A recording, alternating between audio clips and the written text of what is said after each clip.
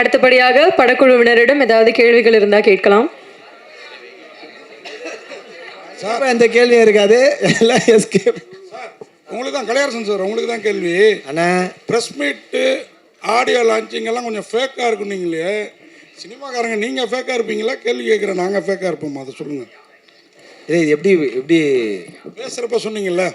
இல்லை, நான் அதை எப்படி சொல்கிறேன்னா எங்களோட பெர்ஸ்பெக்டிவ் தான் சொன்னேன், உங்களை சொல்ல. நான் என்னென்னா ஒரு படம்னும் போது நான் எந்த படமே இப்போது ஒரு படம்ன்றது ஒருத்தர் மனம் சார்ந்தோ இல்லை ஒருத்தர் யோசிக்கிறதோ கிடையாது. ஒரு 100 பேரோட ஒரு கோட்டில் வேலை செய்கிற ஒரு விஷயம். அது எங்கேனாலும் ஃப்ளக்சுவேட் ஆகலாம். சின்ன சின்ன ஒரு ஈகோ டிஸ்டர்ப் ஆகலாம், இல்லை வேலை ஏதாவது ஒரு சுச்சுவேஷன் தான் ஒருத்தர் நல்லவரும் கெட்டவரும் மாற்றுறது. ஸோ இப்போ இந்த ஃபங்க்ஷன் நான் இப்போ ரீசெண்டாக கூட ஒரு ஆடியோ லான்ச் ஒருத்தர் திட்டிகிட்டு இருந்தார், ஒரு ஆக்டர் வரலன்னு சொல்லிட்டு பயங்கரமாக. ஆனால் அதில் என்ன நடந்ததுன்னு தெரியாது, அந்த ஆக்டருக்கு என்ன நடந்தது நமக்கு தெரியாது. அந்த கதை திரும்ப அவர் திட்டும்போது நம்ம பார்க்கும்போது அந்த ஆக்டர் நம்ம தப்பாக நினைக்கலாம். பட் அந்த ஆக்டர்கிட்ட போய் நீங்கள் விசாரிக்கும் போது அங்கே என்ன நடந்தது, அவருக்கு என்ன விஷயம் நடந்தது, நம்ம அதை விசாரிச்சா தான் அது முழுமையாக 2 சைடும் தெரிஞ்சால் தான் தெரியும். அப்படி இருக்கும்போது ஒரு படம் முடியறதுக்குள்ள நிறைய ப்ராப்ளம்ஸ் இருக்குது. நானுமே அதை ஃபேஸ் பண்ணி எல்லாமே. பட் ஆனால் ஸ்டேஜ்னு வரும்போது ஒரு மேடை நாகரிகம்காக அதை நம்ம எல்லாமே பயங்கர ஸ்வீட்டு, பயங்கர தங்கம். இப்போ அஜித் இன்டர்வியூ பண்ணும்போது கோவமாக வருது எனக்கு. ஆனால் அஜித் கூட ஒர்க் பண்ணது பயங்கர ஸ்வீட்டு, பயங்கர ஜாலி அப்படின்னு நான் சொல்லி தானே ஆகணும். நான் திட்ட முடியாது. ஸோ அந்த மாதிரி அதுதான் நான் சொல்ல வந்தேன். அதே மாதிரி உங்களுக்கு தான் அடுத்த கொஸ்டினும். நீங்கள் சாருங்கிற வார்த்தையை பல மாடுலேஷனில் சொன்னதா டைரக்டர் சொன்னார். யார் அந்த சாரோ? ஏன்னா இப்போ ஆட்சி மாறிடுச்சு, காட்சிகள் மாறிடுச்சு. யார் அந்த சார் படத்தில் இருக்காங்கிறான். அப்படியா? என்னது படத்தில் சார் சொல்கிறதா? இல்லையே, என்ன கேட்கறது புரியலையா? புரியல. போன ஆட்சியில் இந்த பல்கலைக்கழகத்தில் நடந்த மேட்ருக்கு யார் அந்த சார்னு ஒரு பயங்கரமாக வைரல் ஆச்சுல்ல, அந்த சாரா இல்லை சாதாரண சாருங்களா? நான் படத்தில் யார் சாருன்னு சொல்கிறேன். படத்தில் இருக்க சார்னா ஏன்னா நீ வேற அவர்கிட்ட கேளுங்கண்ணே, உஷாராக கேளுங்க. நீங்கள் பேசுனதை பார்த்துருக்கீங்க, கேள்வி இல்லை. அதுக்காக சிரிக்காமல் பேசணும்னு தான் ஃபஸ்ட்டு. சார் சிரிக்காமல் சொல்லுங்கள், சீரியஸாக கேட்குறேன். 2 கேள்வி ஒரே டயத்தில் கேட்குறேன். 16+ திரிகுன் வந்ததுனால இந்த படத்துக்கு போட்டிங்களா? இன்னொரு கேள்வி, எல்லாரும் சொன்னதை வச்சு தான் கேட்குறேன். அடுத்த ஒரு கேள்வி, பொம்பளைங்க உடம்பு சாஃப்ட் அந்த மீனில், ஆம்பளைங்க மனசு ரொம்ப சாஃப்ட் அப்படின்னு நீங்கள் அது எந்த மீனிங்கில் இந்த 2 டயலாக் வச்சிங்க? சரி, இது 16+ங்கிறது ஒரு மர்டர் மிஸ்டேங்கிறதுனாலே ஆட்டோமேட்டிக்காக அப்படி தான் கொடுக்குறாங்க. அதை நம்ம ஒன்றும் பண்ண முடியாது. சென்சராக தான் அதை கேட்கணும், ஏன் அப்படி கொடுக்குறீங்கிறது.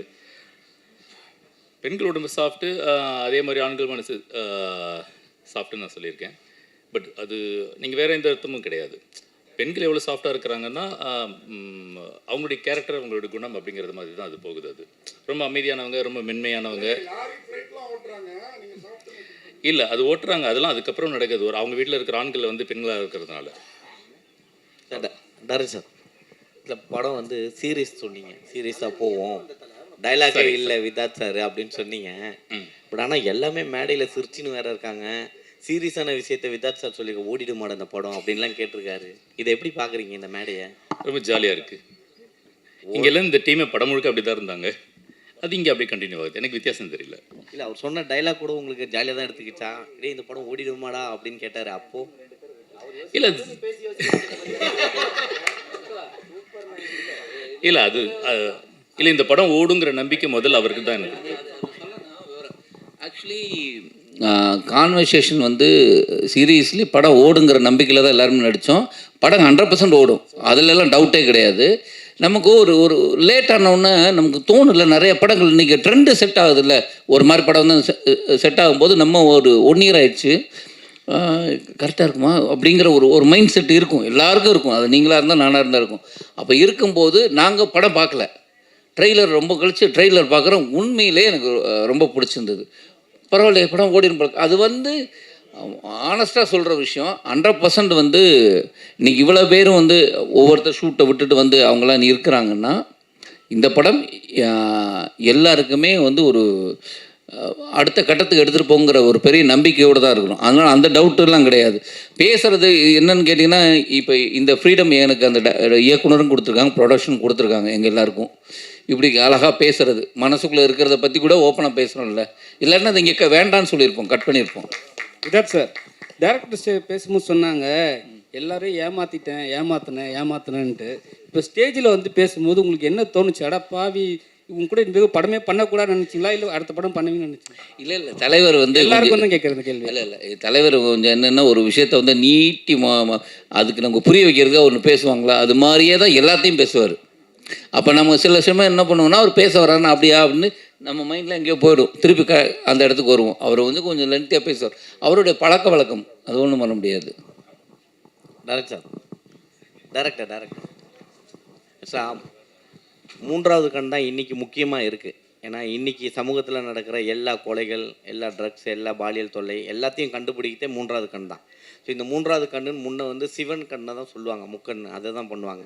பட் அந்த மூன்றாவது கண் ஏன் வச்சுருக்கீங்க? படத்துக்கு முக்கியமானதா? சிசிடிவி வருமா? வித்தாத் மாட்டுவாரா இல்லை கலை மாட்டுவாரா? இல்லை, இது சிசிடிவி மூன்றாம் கண்கிறது சிசிடிவிங்கிற அர்த்தம் இல்லை. மூன்றாம் கண்கிறது நெற்றிக்கன்னா அறிவு சார்ந்த ஒரு விஷயம் சொல்லப்படுது. ஸோ இந்த படம் வந்து கொஞ்சம் இன்டெலிஜென்ஸ் பிளே இருக்கிறதுனால அந்த பேர் பொருத்தமானதாக நாங்கள் நினைக்கிறேன், அவ்வளோதான். அப்புறம் சார் சொல்லுங்கள் சார். அவ்வளோதான், முடிச்சுட்டேன், சொல்லிட்டு அவரு சார். இல்லை, படத்தோட கிளைமாக்ஸில் யார் கொலையாளி அப்படிங்கிற நீங்கள் தான் சொல்லணும்னு சொன்னீங்க. ஆனால் படத்தில் நிஜத்தில் என்ன பண்ணியிருக்கீங்க? அப்படி அந்தரத்தில் விட்டீங்களா இல்லை நாங்கள் சொல்லணுமா? இல்லை சார், இது வந்து ஒரு எல்லா படங்களுமே வந்து ஒரு ரசிகர்கள் வந்து படம் பார்ப்பாங்க, படம் பார்த்துட்டு அவங்க படம் முடிஞ்சிச்சுன்னு நினச்சி வெளியில் போயிடுவாங்க இல்லையா. ஸோ அவங்க ஒரு ரசிகராகவே இருக்காங்க. பட் நிறைய படங்கள் அவங்க ஏகப்பட்ட படங்கள் பார்த்துருக்காங்க, ஏகப்பட்ட புக்ஸ் படிச்சிருக்காங்க, ஏகப்பட்ட விஷயங்கள் அவங்க கற்றுட்ருக்காங்க. அப்படிங்கும்போது அவங்களுக்கெல்லாம் ஒரு அறிவு இருக்கும், ஒரு நாலேஜ். அதாவது அறிவுங்கிறது நாலேஜ். நான் சொல்கிறது இந்த சினிமா பார்த்து சினிமா எப்படி இருக்குது அப்படிங்கிற ஒரு விஷயம். அதே மாதிரி ஒரு மர்டர் நடந்துச்சுன்னா அந்த விஷயங்கள் எப்படி நடந்திருக்குங்கிற அந்த அனலைஸ் பண்ணக்கூடிய திறன் இதெல்லாமே ஜனங்ககிட்ட இருக்குன்னு நான் நம்புகிறேன். ஸோ ஒவ்வொரு விஷயம் நடக்கும்போது, ஒரு படம் பார்க்கும்போதே கூட ஒரு மர்டர் மிஸ்ட்ரி சினிமா அவங்க பார்க்குறாங்கன்னா இவன் கில்லராக இருப்பான் அப்படிங்கிற மாதிரி ஒரு அசம்ஷன் அவங்க பேசிகிட்டு இருப்பாங்க. ஆல்மோஸ்ட் சில பேர் இது சரியாக இருக்கும், சில பேர் இது மிஸ் ஆகும். ஸோ அந்த மாதிரி இருக்கும்போது அவங்க அதை பற்றி திங்க் பண்ணுறாங்க இல்லையா. அது நம்ம ஒரு படத்தில் ஒரு கதாபாத்திரம் வந்து அது கிளைமாக்ஸில் சொல்லிடுச்சு அப்படிங்கும்போது அவங்க போவாங்க.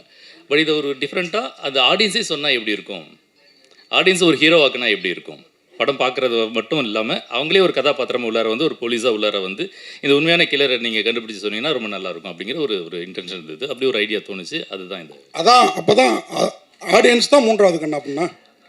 கண்டிப்பாக சார், அது ஒரு கேள்வி. அப்புறம் டேரக்டர் மூன்றாவது கண்ணு வச்சுருக்கீங்க, மூன்றாம் கண்ணில் 3 புள்ளிலாம் இருக்குது. ஏதோ ப்ரொடியூசர் சார் 1 லட்ச ரூபா பரிசுன்னு அறிவிச்சிருக்கீங்க, ஒரு 3 லட்சமாக அறிவிச்சு ஒரு 3 பேருக்கு பிரித்து கொடுக்கலாம்ல, யார் கண்டுபிடிக்கிற ரசிகர்களுக்கு? மூன்றாம் கண் இதெல்லாம் இன்னும் சார் செம்ம சார். நீங்கள் இல்லை 3 லட்சமாக அறிவிக்கிறீங்களா, அதை மட்டும் ப்ரொடியூசர் சொல்ல மாட்டேங்கிறாரு. கண்டிப்பாண்ணா. Okay sir. ராமர் சார், உங்களுக்கு ஒரு கேள்வி. ஹீரோ ஆக போகிறேன்னு வேறு சொல்லிட்டீங்க, நல்லா பேசுகிறீங்க, ஆனால் கிட்டத்தட்டங்கிற வார்த்தையை திட்டங்கிறீங்க. யாரை திட்டுறீங்க? அதை கொஞ்சம் மாற்றிக்கோங்க. ஏன்னா இன்றைக்கி ஏன் அதை சொல்கிறேன்னா உங்களை இது பண்ணுறதுக்காக சொல்ல, இன்றைக்கி இருக்கிற ஜென்சி கிட்ஸ்லாம் நீங்கள்லாம் பேசுகிறது தான் தமிழ் நினச்சிட்டு அப்படியே ஃபாலோ பண்ணுறாங்க. ஸோ அந்த மாதிரி பேசுகிறப்போ கொஞ்சம் மாற்றிங்க. யூடியூபர்னு வேறு சொன்னாங்க, அதனால் கண்டிப்பாக உங்களுக்கு வந்து சிவனோட அருள் உண்டு. ஐயோ நன்றி சார், நன்றி சார், நன்றி சார்.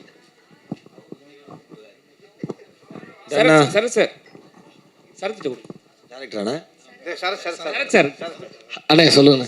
சார், ஆர்டிஸ்ட் வந்து வரது பெரிய விஷயம், எல்லாரும் வந்துட்டாங்க. நீங்கள் வரத்துக்கு ஏன் லேட் ஆகிடுச்சு? இப்போ வந்து லேட்டாக வரலனாலும் ஈவெண்ட்டுக்கே வரலனாலும் எல்லா ஸ்டேஜில் திட்ட ஆரம்பிச்சிடுறாங்க. அதுக்காக வந்தீங்களா இல்லை லேட்டாக ஆகணுன்னே வந்தீங்களா? இல்லை ஐயோ அப்படிலாம் இல்லைண்ணே, அப்படிலாம் இல்லைண்ணே. ஆனால் ஒரு அப்படிலாம் நான் ஹீரோலாம் இல்லைண்ணே. ஒரு படம் ஒன்று போயிட்டுருக்கேண்ணே, படம் பண்ணிகிட்ருக்கேண்ணே. அங்கேருந்து நான் வந்து ஐயா இந்த மாதிரி ஒரு நிகழ்ச்சி இருக்குது, நான் போயிட்டு வரேன்னு சொல்லிட்டு வண்டலூர்லேருந்து கிளம்பி இங்கே வந்திருக்கேன். நான் டைம் ஆகிடுச்சு. நான் இன்னும் கேட்டால் நான் வந்து வண்டலூர்லேருந்து காரில் வந்து வீட்டுக்கு வந்து ட்ரெஸ் எடுத்துகிட்டு அங்கேருந்து பைக்கில் தான் நான் இங்கே வந்திருக்கேன். நான் இங்கே எப்படியாவது சீக்கிரம் வரணுன்றதுக்காக பைக்கில் இங்கே சீக்கிரம் வந்திருக்கேன். மற்றபடி லேட் ஆகிடுச்சுன்றது வந்து சாரி, தேங்க்யூ. ஆனால் எனக்கு இங்கே வரணும்னு ஆசை. ஏன்னா பெரிய பெரிய நடிகர்கள்லாம் இருக்கும்போது இப்போ வளர்ந்துட்டு வந்திருக்கேன். நான் வந்து இங்கே நான் கண்டிப்பாக இருக்கணும்னு என் மனசுக்கே தோணுன்னு நான் அங்கே ஃபஸ்ட்டு வரணும்னு ஆசைப்பட்டேன். அது கிடைக்காத டைம் கிடையாது. உங்களுக்கே தெரியும், ஷூட்டிங்கில் எங்கள் மேனேஜர்கிட்ட பேசி கீசி வாங்கிட்டு வரணுன்றது கஷ்டம்னு. ஆனால் எப்படியோ பேசி அவங்களும் வந்து கொடுத்துட்டாங்கண்ணே, நீங்கள் போயிட்டு வாங்க. ஏன்னா நான் இன்னொரு படம், இந்த படமும் நீங்கள் அந்த மாதிரி நாளைக்கு வேறு படத்தில் பண்ணும்போது இந்த படத்துக்கு அந்த மாதிரி தேவைப்படல, உடனே போயிட்டு வாங்க. நாங்கள் லேட் ஆகிடுச்சுண்ணே, சாரிண்ணே, சாரி. வேறு மற்றபடி வேறு எதுவும் இல்லை. டேரக்டர் தேங்க்யூ, நன்றி. டேரக்டர் சார், இங்கே சார் நீங்கள் சொன்ன பதிலிருந்து ஒரு கேள்வி. இங்கே இப்போ நீங்கள் சொல்லியிருந்தீங்க ஒரு கிளைமாக்ஸ் ஒரு சொல்யூஷன் சொன்னாலே அதுக்கு நிறைய கருத்து வரும். அப்படிங்கும்போது நீங்கள் ஆடியன்ஸ் பாயிண்ட் ஆஃப் வியூவில் ஒரு விஷயத்தை விட்டுட்டீங்கன்னா அது உங்களுடைய பாயிண்ட்லேருந்து தவறி போகலாம் இல்லையா? இல்லை, போகாது. அதுக்கு தகுந்த மாதிரி தான் திரைக்கதை அமைக்கப்பட்டிருக்கு. அது நீங்கள் கவனித்து பார்த்தீங்கன்னா உங்களுக்கு அது தெரிஞ்சிடும். ஸோ அப்போ பார்ட் டூக்கு வந்து உங்களுக்கு எப்படி இது பண்ணுவீங்க? பார்ட் டூ எடுக்கிற மாதிரி இருந்தால்? பாட்டு எடுக்கிற ஐடியாலாம் இல்லைங்க. அப்படியே சரி ரைட்டு.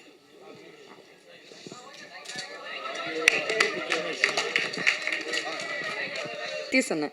ஸோ அண்ட் அடிக்கடி நான் வந்து கலையை வந்து வெளியில் நான் மீட் பண்ணிகிட்டே இருப்பேன். Is like very very good friend of mine and a family like friend. So Santhosh Prathap, Aadhith and Santhosh Prathap is very beautiful character he's got in this movie. பயங்கர ஹேண்ட்ஸமாக ஒரு நல்ல குவர்க்கி கேரக்டர் இதில். I guess you totally deserve this character, and this is something that is going to break through, and then I'm sure it is going to be really good for you from here. And Adit, இந்த Telugu connection எனக்கும் அதுக்கும் ஜாஸ்தி. நம்ம கலை காய்ச்சிக்கிட்டு இல்லை, நான் பேச மாட்டேன், தெலுங்குல பேச மாட்டேன் கண்டிப்பாக. பட் யா, இது சம்திங் லைக் அந்த ஒரு டக்குன்னு பார்த்தா நம்ம ஒரு கசின் கிட்ட வந்து என்ன அப்படின்னு பேசுவோம்ல, அந்த மாதிரி எனக்கு Adit.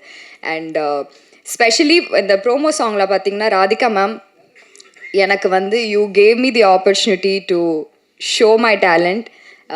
எனக்கு சாண்டி மாஸ்டருக்கு அப்புறம் you the one who actually cave me that particular part. நீ பண்ணு, நீ உனக்கு என்ன வேணுமோ பண்ணு.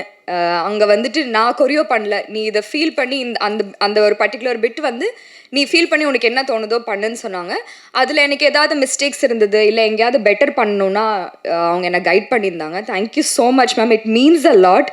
பிகாஸ் ரொம்ப கம்மி ஆப்பர்ச்சுனிட்டிஸ் எனக்கு வந்து என்னோட டான்ஸ் காட்டுறதுக்கான வாய்ப்பு கம்மியாக தான் கிடைக்குது. And I guess this is a big opportunity that you gave me, that space that you gave me. And விஷுவலாகவே ரொம்ப அழகாக அதை வர வச்ச Uday and the entire team. Rama sir, நான் இப்போ தான் உங்களை ஃபர்ஸ்ட் டைம் மீட் பண்ணுறேன். Thank you so much for working. And Sarath, of course வந்து கலகலன்னு ஷார்ட் மொத்தம் நான் எங்களோட செட்டையை வந்து பயங்கர கலகலன்னு வச்சுட்ருக்கவர். அண்ட் ஐ கெஸ் நான் எல்லாருமே கவர் பண்ணிட்டேன். Art director sir, thank you so much. Music, thank you so much. And I am so excited for this movie. நான் இது வரைக்கும் பண்ணதுலேயே ஒரு டிஃப்ரெண்ட்டான ஒரு கதை அண்ட் ரொம்ப ஃபேவரட்டான ஒரு கதை.